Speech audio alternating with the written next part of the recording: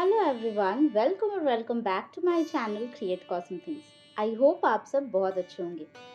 आज के इस वीडियो में मैं आपके साथ मेरा एक बहुत ही फेवरेट सा क्राफ्ट आपके साथ शेयर करने वाली हूँ। ये क्राफ्ट तो मैं काफ़ी टाइम पहले शेयर करना चाहती थी, उसका रीज़न आपको कुछ देर बाद पता चलेगा, बट उस टाइम पे शेयर नहीं कर पाई, तो मुझे लगा कि ये परफेक्ट ओकेजन है, मुझे आज ही आपके साथ ये क्राफ्ट शेयर करना चाहिए, यानी 9th ऑफ जुलाई। तो उसका भी स्पेशल रीज़न आपको कुछ देर में पता चलेगा। पहले चलो इस क्राफ्ट की बात करते हैं। तो जैसे आप यहाँ पे देख रहे हो, मैंने यहाँ पे लिया है एक वुड का इस तरह से रेक्टेंगुलर पीस। आप इसके बदले चाहो तो आप MDF बोर्ड ले सकते हो, या फिर आप इसको चाहो तो आप कार्डबोर्ड पे भी क्रिएट कर सकते हो। बट मुझे ये क्राफ्ट काफ़ी लॉन्ग लास्टिंग चाहिए था, मैं चाहती हूँ कि ये क्राफ्ट हमेशा मेरे पास रहे, इसलिए मैंने इसको वुड पे ही बनाया है। MDF बोर्ड भी बहुत ज़्यादा लॉन्ग लास्टिंग होता है, बट ऑब्वियसली अगर आप कार्डबोर्ड से बनाते हो तो वो उतना भी ज़्यादा लॉन्ग लास्टिंग मे बी ना हो। तो इसलिए मैं आपको रेकमेंड करूँगी कि अगर आप अपना कोई भी फेवरेट काइंड ऑफ कुछ बना रहे हो, तो इन दैट केस आप उसको MDF बोर्ड का यूज़ कीजिए, या फिर आप इस तरह से वुडन प्लैंक का यूज़ कर सकते हैं।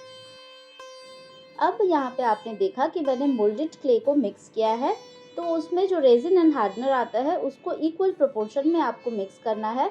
बहुत जन का ये कंप्लेन रहता है कि जब मिक्स किए हैं उसके बाद वो जो कंपाउंड बनता है वो बहुत ही ज़्यादा सॉफ्ट रहता है, मतलब वो ड्राई नहीं हो पाता है। उसका रीज़न यही है कि आपने इक्वल अमाउंट में हार्डनर एंड रेजिन को मिक्स नहीं किया होगा, तभी जाके ये प्रॉब्लम होता है। तो अगर आप थोड़ा-सा भी अगर मिक्स कर रहे हो, तो भी मेक श्योर कि आप इक्वल प्रोपोर्शन में ही मिक्स कीजिए, तभी जाके आपका क्राफ्ट ड्राई होगा। तो अब यहाँ पे सिर्फ बॉर्डर के लिए मुझे 3D चाहिए था, तो इसलिए मैंने यहाँ पे सिर्फ इस तरह से फ्लावर्स एंड लीव्स को कट कर लिया है, फ्लावर्स को कट कर लिया है यूजिंग टूल्स, एंड लीव्स तो मैं ऐसे ही फ्री हैंड ही बना रही हूँ। तो ये एक टूल आता है, उससे उसमें आपको बहुत सारे मिल जाएंगे। उसमें लीव का भी ऑप्शन था, लीव कटर भी था, बट मैंने लीव वाला यूज़ नहीं किया, क्योंकि मुझे अपने साइज़ के अकॉर्डिंग चाहिए था। उसमें अगर मैं करती तो सब थोड़ा बड़ा रहता, इसीलिए मुझे लगा कि फ्री हैंड ही करते हैं, ताकि ये जितने भी ज़्यादा स्पेसेस है उन सारे को मैं फिल कर सकूं। तो ये तो ऑप्शनल है, आप इसके बदले चाहो तो आप कैसा भी बॉर्डर दे सकते हो, ज़रूरी नहीं कि आप इस तरह से फ्लावर्स एंड लीव्स ही बनाओ। मेन ये क्राफ्ट का सिर्फ जो बॉर्डर है उसको मैं 3D चाहती हूँ, बट सेंटर वाले पोर्शन में आप देखोगे कि मैंने सिर्फ एक्रिलिक पेंट्स का ही यूज़ किया है। तो चलो सबसे पहले इस बॉर्डर को कंप्लीट करते हैं, देन सेंटर वाले पोर्शन पे चलते हैं।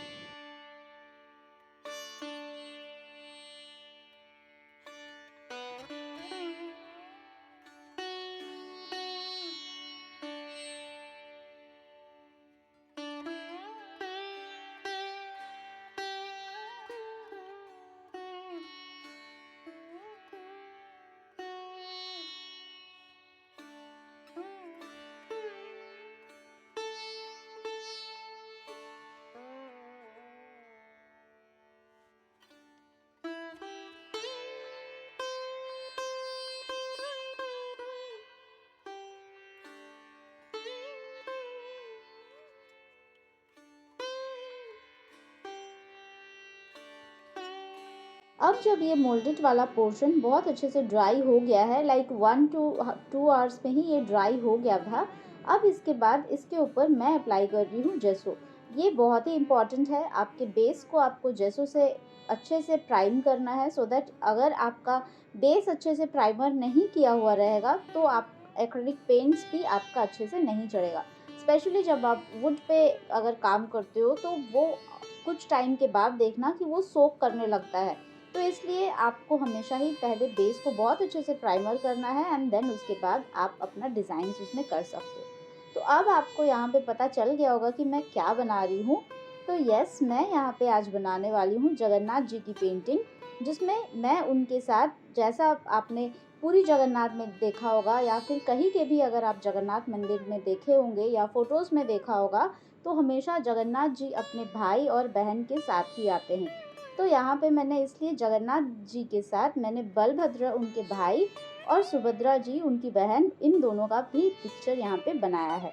तो ये तो मैं सिर्फ ट्राई ही कर रही थी, और ये क्राफ्ट मैं रथ यात्रा के टाइम पे शेयर करना चाहती थी, बट जैसे कि आप सबको पता है कि उस टाइम पे मेरा सर्जरी हुआ था, लाइक अराउंड उस टाइम पे, तब मैं वीडियोस एडिट नहीं कर पाती थी, तो इसलिए मैंने ये उस टाइम पे शेयर नहीं किया है। बट आज जब आप ये वीडियो मैंने अपलोड किया है, तो आज 9th ऑफ जुलाई है, विच इज़ माई बर्थडे, तो मुझे लगा कि मुझे आज ही, मतलब उस टाइम पे मैं शेयर नहीं कर पाई थी, शायद भगवान यही चाहते थे कि मैं अपने स्पेशल डे पे ही ये वीडियो अपलोड करूँ। तो इसीलिए मुझे लगा कि आज से अच्छा दिन क्या हो सकता है।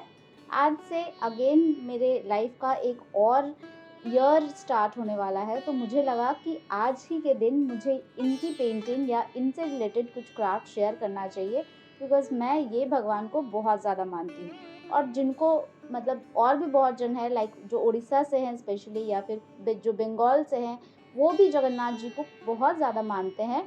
तो इसलिए मैं, क्योंकि बंगाली हूँ, तो मैंने बचपन से देखा है, मुझे पुरी जाना बहुत ज़्यादा पसंद है। चाहती भी हूँ कि मैं आगे भी मैं जाऊँ, लाइक बहुत दिन से मन है कि मैं फिर से जाऊँ, बट पता नहीं कब जाऊँगी। तब तक मुझे लगा कि ये वाला बनाती हूँ, क्योंकि मुझे काफ़ी टाइम से ये ट्राई करना था, बट सोच रही थी कि पता नहीं बन पाएगा कि नहीं, क्योंकि जब आप किसी भगवान से रिलेटेड या इस तरह के अगर कुछ लाइक रिलीजियस काइंड ऑफ अगर कुछ बनाते हो, तो उसमें आप कुछ गलती नहीं कर सकते हो। उसमें फिर बहुत ज़्यादा, मतलब अपने मन में ही अच्छा नहीं लगता होगा। तो फिर भी मुझे लगा कि चलो ट्राई करते हैं, अगर थोड़ा बहुत भी अगर गलत हो जाता है या कुछ भी, वैसे मैंने ट्राई किया है अपने तरफ से कि कोई मिस्टेक्स ना हो, बट अगर कुछ गलती हो भी गई हो तो प्लीज़ माफ़ कर देना। भगवान को भी पता होगा कि मैंने बहुत दिल से बनाया है, तो वो तो माफ़ कर ही देंगे शायद। तो अगर आप में से अगर किसी को कुछ भी गलती इसमें दिखता है, तो आप लोग भी ये सिर्फ ट्राई ही सोच के माफ़ कर देना। और क्राफ्ट तो ऑब्वियसली जो आपको ये पसंद आएगा ही। ज़रूरी नहीं कि आप जगन्नाथ जी की ही पेंटिंग बनाओ, आप जिनको भी मानते हो आप उनके भी इस तरह से पेंटिंग बना सकते हो। ये तो जस्ट एक आइडिया है। मुझे पर्सनली ये अपने घर पे रखना था, अपने स्पेशल डे पे मुझे ये आपके साथ शेयर करना था, इसलिए मैं ये क्राफ्ट आज ही के दिन आपके साथ शेयर कर रही हूँ। तो चलो आप देखो, मैंने यहाँ पे फेसेस तो बना लिए हैं, जगन्नाथ जी का और उनके भाई बहन तीनों का ही फेसेस मैंने बना लिया है। अब पूरे बैकग्राउंड की बारी आती है।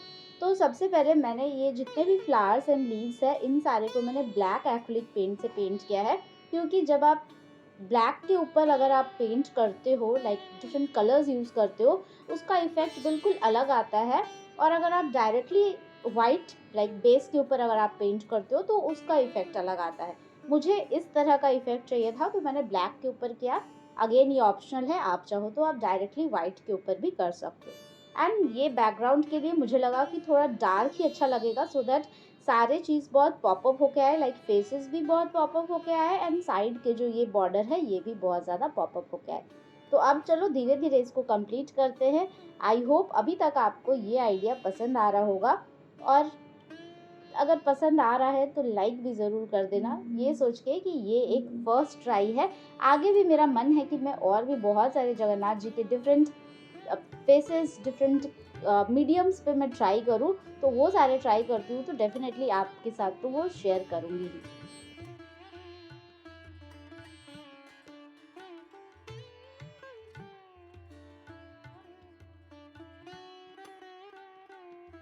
तो ये है डे 2। यहाँ पे आप देख रहे हो कि जब ये माला जो मैंने कल वाइट कलर से पेंट किया था, अब ये थोड़ा-सा ब्लूइश हो गया है, क्योंकि ब्लू बैकग्राउंड के ऊपर मैंने इस पे पेंट किया था। तो ऑब्वियसली वो कलर सोक करके ये थोड़ा-सा ब्लूइश हो गया है। तो इसलिए मैं आपके साथ यहाँ पे एक टिप शेयर करना चाहती हूँ। जभी भी आप इस तरह के पेंटिंग करते हो जिसमें आपको डिफरेंट लेयर्स की ज़रूरत है, तो आप उसको एक लेयर को बहुत अच्छे से ड्राई होने दो। देख लो कि वो कितना कलर सोक कर रहा है, कितना ज़्यादा डिफरेंट शेड बन रहा है, उसके बाद ही आप नेक्स्ट शेड पे जाओ।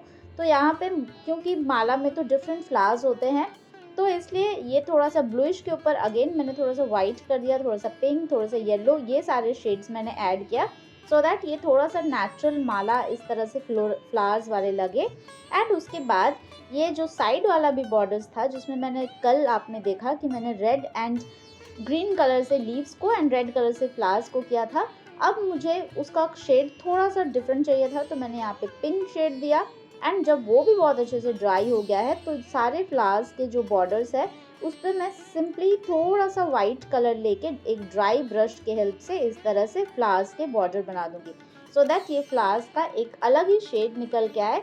एंड इस तरह से आप एक्सपेरिमेंट कर सकते हो धीरे धीरे, मतलब जब भी आप इस तरह से कुछ भी आप क्राफ्ट बना रहे हो उसमें आपको थोड़ा टाइम तो देना पड़ेगा।